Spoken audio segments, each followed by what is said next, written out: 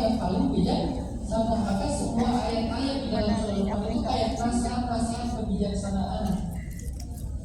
Dan gak akan bijaksana teman-teman kalau kalian merencanakan masa depan, merencanakan hari esok, merencanakan hal-hal yang kalian inginkan dalam kehidupan kalian, tapi kalian merasa bahwa semua itu firm seperti yang kalian harapkan. Itu gak bijaksana.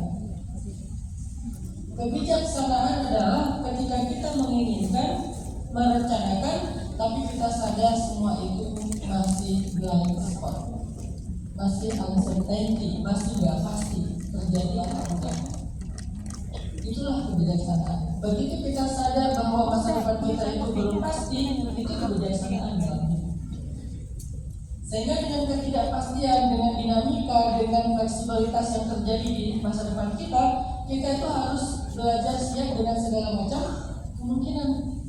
Antara, kalau dalam bahasa sederhananya, antara berhasil atau gagal.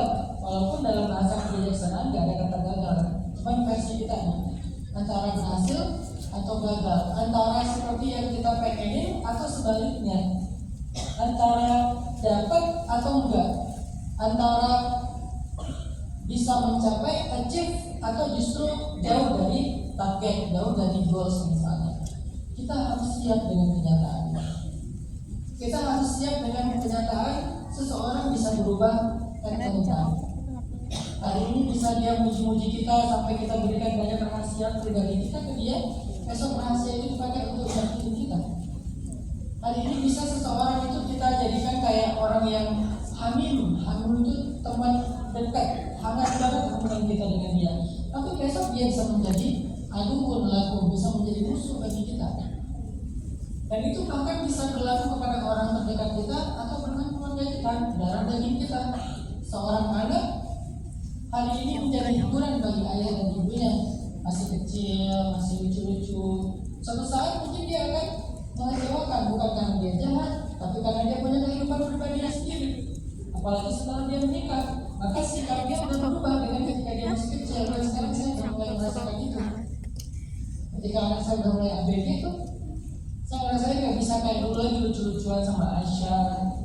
Bercandanya juga udah beda, udah nggak bisa lagi bercanda yang receh-receh itu, dan udah nggak bisa. Kalau dulu yang receh-receh nggak jelas gitu masih bisa. Sekarang paling alhamdulillah masih punya anak kecil ya, sama Yahya, sama Abdul, sama Mutia itu masih bisa yang receh-receh. Tapi sama Aisyah, Maryam, mereka udah serius banget ngomongin tentang visi. Saya juga pusing kalau duduk sama mereka. Anak saya bicara visi, bicara tentang cita-cita yang jauh, tapi bagus sih. SMA ini udah punya visi. Aku mau gini Pak, aku mau gini Pak. Kalau dulu kan ngomongnya hal-hal yang